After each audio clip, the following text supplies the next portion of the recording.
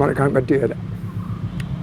3 വർഷം മുമ്പും 12 പശുക്കളുണ്ടായിരുന്നപ്പോഴും കിടാരികളുണ്ടായിരുന്നപ്പോൾ എല്ലാവരും കൊടുത്ത് ഞാൻ കൈയൊഴിയേണ്ട സ്ഥിതി ഉണ്ടായി.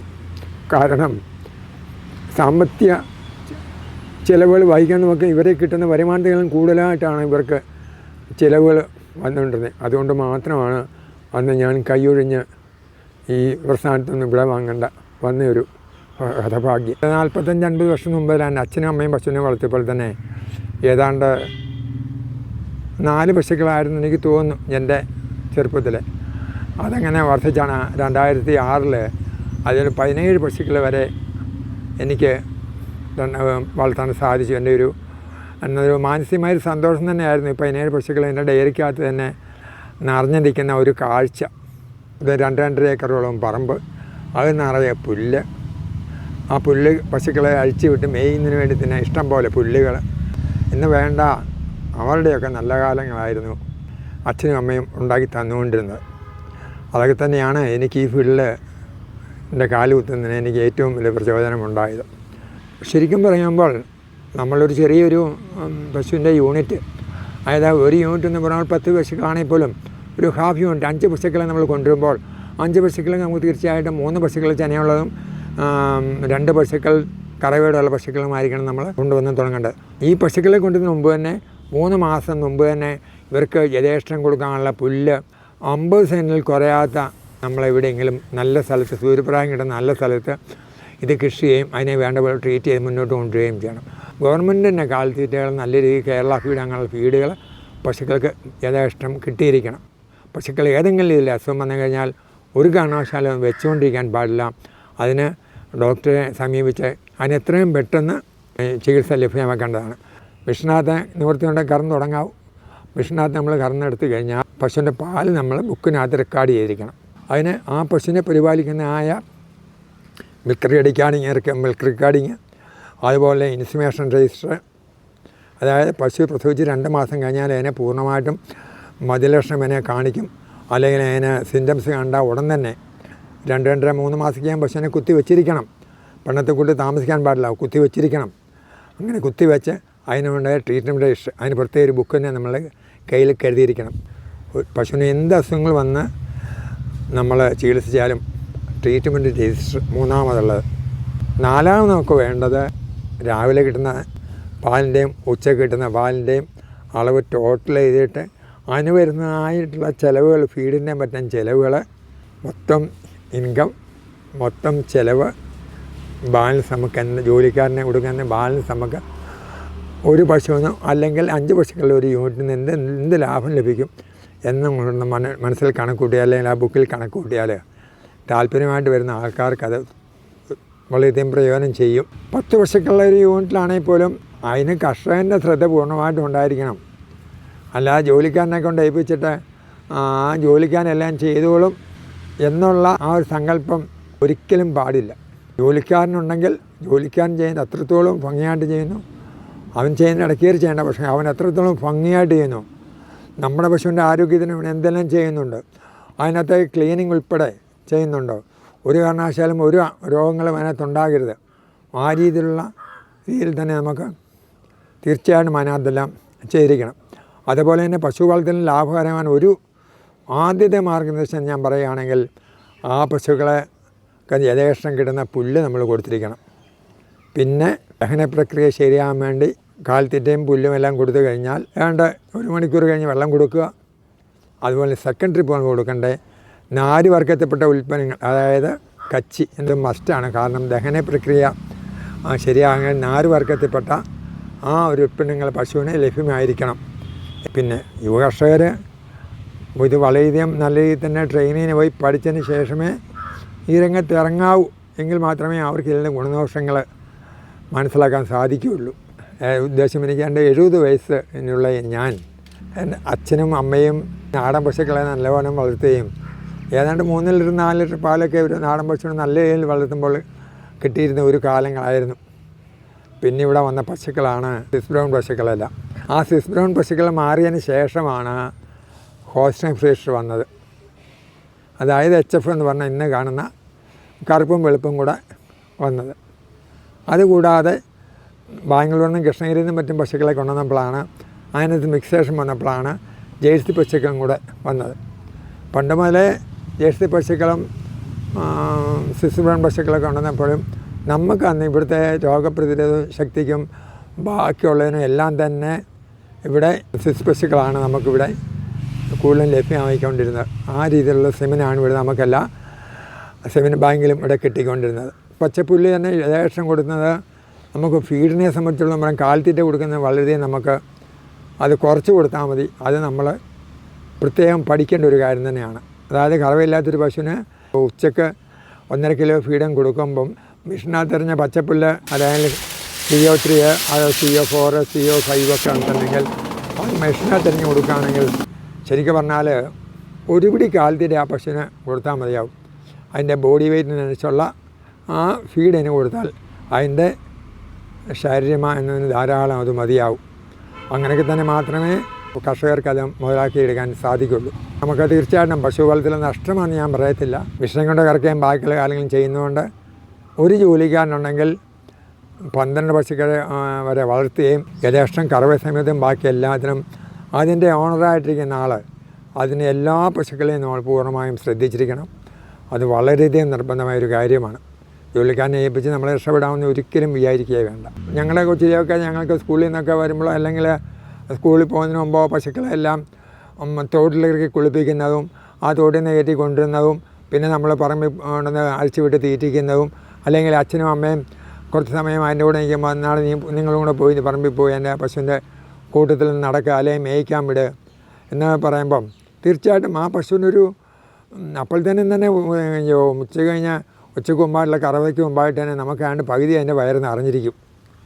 അതൊക്കെ തന്നെ അതൊരു എക്സസൈസാണ്. പശുക്കൾക്ക് പ്രസവത്തിൽ ചനയുള്ള പശുക്കൾക്ക് മുന്നേ തീർച്ചയായിട്ടും പറമ്പിൽ അഴിച്ചു വിട്ട് നല്ല രീതിയിൽ തന്നെ അതിനെ തീറ്റണം.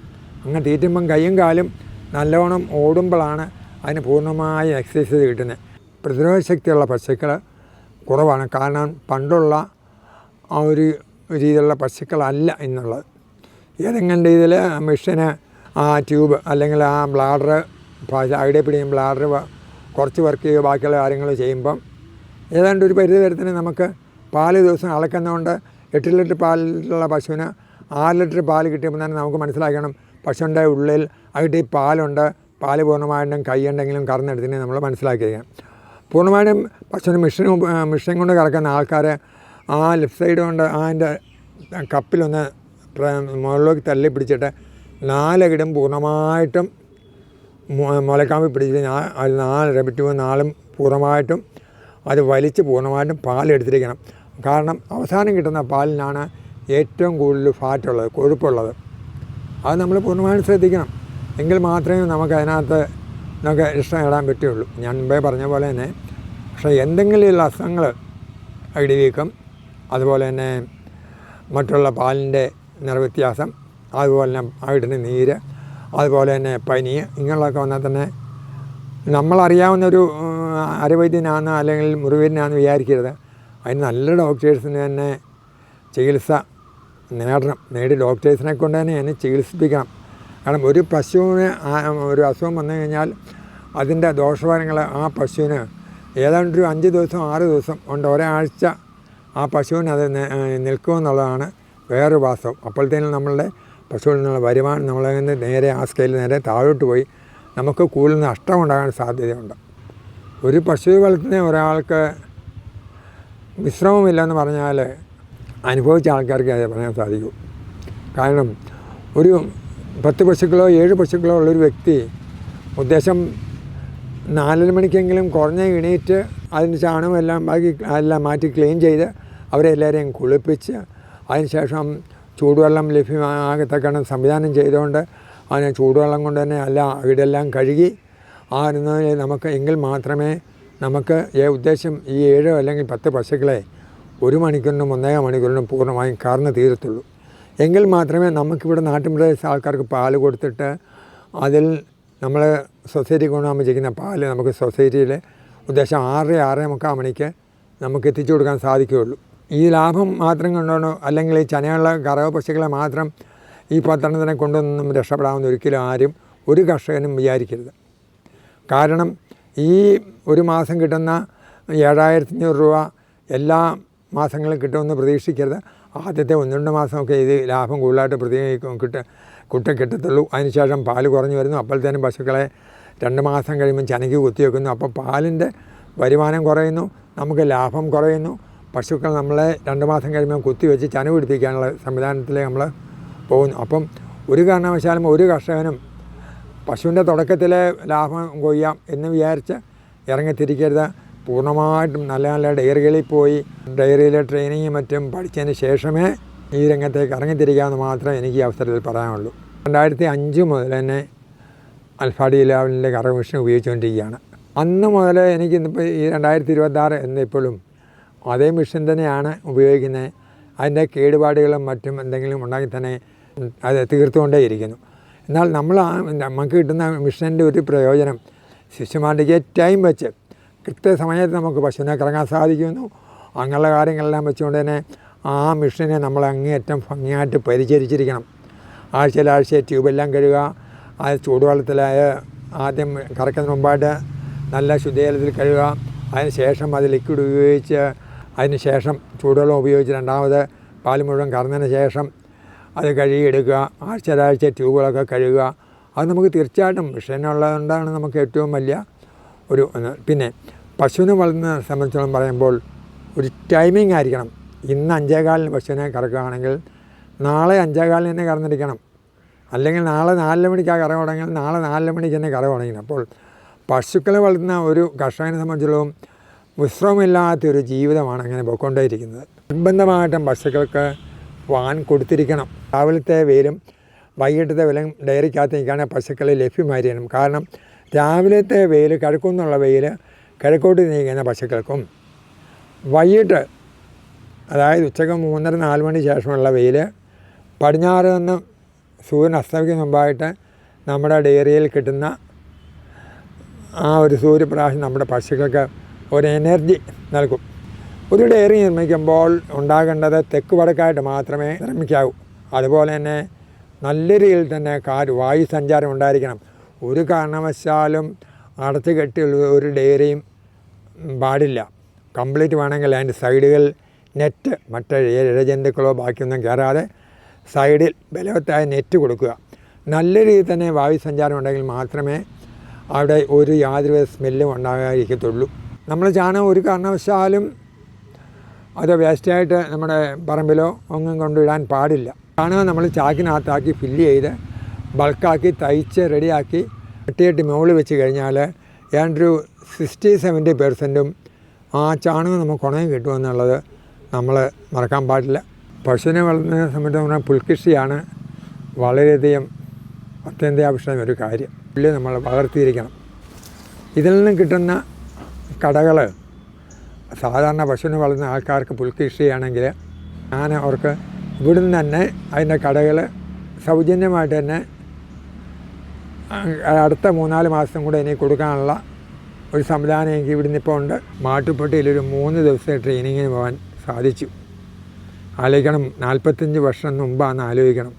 എത്ര വർഷങ്ങൾക്ക് മുമ്പ് അന്ന് ഇവിടുന്ന് ഒരു ബസ്സിൽ ഞങ്ങൾ 45-50 പേര് പോയിട്ട് 3 ദിവസം മാട്ടുപ്പെട്ടിയിൽ താമസിച്ച് അവിടുത്തെ എല്ലാവിധ ആധുനികമായ എല്ലാവിധ സൗകര്യങ്ങളും ഞങ്ങൾ മനസ്സിൽ കൊണ്ട് പശുവിനെ വളർത്താൻ എനിക്ക് കൂടുതലൊരു താല്പര്യമുണ്ട്. അതുപോലെ തന്നെ ഗവൺമെൻറ് തരുന്ന എല്ലാവിധ ട്രെയിനിങ്ങിലും ഞാൻ ആകാവുന്നിടത്തോളം പങ്കെടുത്തിട്ടുണ്ട്. ഇത് ശരിക്കും പറഞ്ഞാൽ ആ ട്രെയിനിങ്ങെല്ലാം തന്നെ നമ്മുടെ പശുവിനെ വളർത്തുന്ന ആൾക്കാർ അത് നമ്മൾ പ്രയോജനപ്പെടുത്തണം. ചുമ്മാ ടൂറിന് പോയിട്ട് തിരിച്ചു വന്നാൽ പോലെ അവിടുന്ന് നമുക്ക് എന്ത് കിട്ടി, നമുക്ക് എന്ത് ഗൃഹസ്ഥമാക്കാൻ പറ്റി, അത് നമ്മുടെ ഡയറിയിൽ പ്രാവർത്തികമാക്കണം. ഇപ്പം മാട്ടുപ്പെട്ടിയിലും മറ്റും ധാരാളം പുല്ല് മിച്ചം ഉണ്ടായി അവിടെ സൈലേജായിട്ട് പുല്ലിനെ മാറ്റുമ്പം നമുക്കിവിടെ യഥാർത്ഥമായിട്ട് ഇഷ്ടം പോലെ പുല്ല് കൊടുക്കാൻ നമുക്ക് ഇവിടെയുള്ള സൗകര്യങ്ങൾ നമ്മൾ കർഷകർ വരുത്തണം. ശരിക്കും പറഞ്ഞാൽ ഗവൺമെൻറ് ചുമതല കൃഷി ചെയ്യാമെന്ന് പറഞ്ഞാൽ പോലും ഇതിന് ഗവൺമെൻറ് ഒന്നും തയ്യാറാകുന്നില്ല. കാരണം ആര് ഇത് മാറിയിട്ട് പഞ്ചായത്ത് പ്രസിഡൻ്റ് കീഴിൽ അത് വാർഡ് മെമ്പർ കീഴിൽ ആ സ്ഥലത്തിൻ്റെ ഓണറുമായിട്ട് സംസാരിച്ച് അത് വളരെ നല്ല ഈ പശുവിനെ വളർത്തുന്ന കർഷകർക്ക് പുൽകൃഷി ചെയ്യാനും ബാക്കിയുള്ളതിനും അത് പാട്ടത്തിന് കൊടുത്തുകൊണ്ട് യാതൊരുവിധ തർക്കങ്ങളും ഇല്ലാതിരിക്കുക പാട്ടത്തിന് കൊടുത്തുകൊണ്ട് നിശ്ചിത കാലങ്ങളിൽ പാട്ടത്തിന് കൊടുത്തുകൊണ്ട് പുൽകൃഷിയും ബാക്കിയുള്ള കാര്യങ്ങളും ചെയ്യാൻ വേണ്ടതെല്ലാം ഈ പഞ്ചായത്ത് ചെയ്യണം. അല്ലെങ്കിൽ ഗവൺമെൻറ്റിന് വേണ്ട കാര്യങ്ങൾ പുറകെ നിന്ന് തീർച്ചയായിട്ടും കർഷകർ ചെയ്തു കൊടുക്കണം. ആ പുൽകൃഷിയിൽ പൂർണ്ണമായും ശ്രദ്ധ കേന്ദ്രീകരിക്കാൻ ഇവിടുത്തെ ക്ഷീരവികസന സഹകരണ സംഘം തയ്യാറായിരിക്കണം. ഇന്നത്തെ പുതിയ രീതിയിലുള്ള ആഹാരക്രമം അനുസരിച്ച് നോക്കുമ്പോൾ പശുക്കളുടെ ഡ്രൈയായി ഫീഡ് കൊടുക്കുക എന്നുള്ളതാണ്. അതായത് അതിന് കൊടുക്കേണ്ടതായിട്ടുള്ള കാലിത്തീറ്റ, അതിന് കൊടുക്കേണ്ട കാൽസ്യവും ഉപ്പും എല്ലാം ചേർന്ന ധാതുലവണ മിശ്രിതവും വിഷ്ണുനകത്തെരിഞ്ഞ പുല്ലും കൂടെ ചേർന്ന് ഒരുമിച്ച് പശുക്കൾക്ക് ആഹാരം കൊടുക്കുക. 1.25 വയസ്സായി, മറ്റേ കാളയ്ക്ക് 1.25 വയസ്സായി. അതിനെ വളർത്താൻ കൊടുക്കുക പതിവ് കാളെ. എൻ്റെ പേര് രതീഷ് ഡി നമ്പൂരി എന്നാണ്. ഞങ്ങളുടെ പൂജാ ഫീൽഡിലാണ് വർക്ക് ചെയ്യുന്നതെങ്കിലും ഞാനില്ലാത്തപ്പോൾ എൻ്റെ എല്ലാം കൈത്താങ്ങായിട്ട് നിൽക്കുന്നതും ബാക്കിയെല്ലാം എൻ്റെ ശ്രീമതി തന്നെയാണെന്ന് എനിക്ക് വളരെ സന്തോഷത്തോടുകൂടി പറയാൻ സാധിക്കും. ഇന്നും ശരിക്കും പറഞ്ഞാൽ 5 മണിക്ക് ഞങ്ങൾ വേണ്ട ഒരുമിച്ച് തന്നെ ഞങ്ങളുടെ ജോലി അവിടുത്തെ തുടങ്ങുമെന്നുള്ളത് വളരെ സന്തോഷകരമായ ഒരു കാര്യം തന്നെയാണ്. എല്ലാ രീതിയിലും എനിക്കുള്ള എല്ലാവിധത്തിലുള്ള സഹായങ്ങളും എൻ്റെ ശ്രീമതി തന്നെയാണ് എനിക്ക് ചെയ്തു തരുന്നത്. എനിക്ക് വളരെ സന്തോഷത്തോടുകൂടി പറയാൻ പറ്റും. പ്രായമായെങ്കിൽ പോലും എല്ലാ വിധത്തിലുള്ള അവരുടെ സഹകരണമാണ് എന്നും എനിക്ക് ഈ പശു വളർത്തലിൽ മുന്നോട്ട് കൊണ്ടുപോകാൻ മാനസികമായിട്ട് എന്നെ പ്രേരിപ്പിക്കുക എന്നുള്ളൊരു വസ്തുത എനിക്ക് വളരെ സന്തോഷം ജനിപ്പിക്കുന്ന ഒരു കാര്യം മാത്രമാണ്.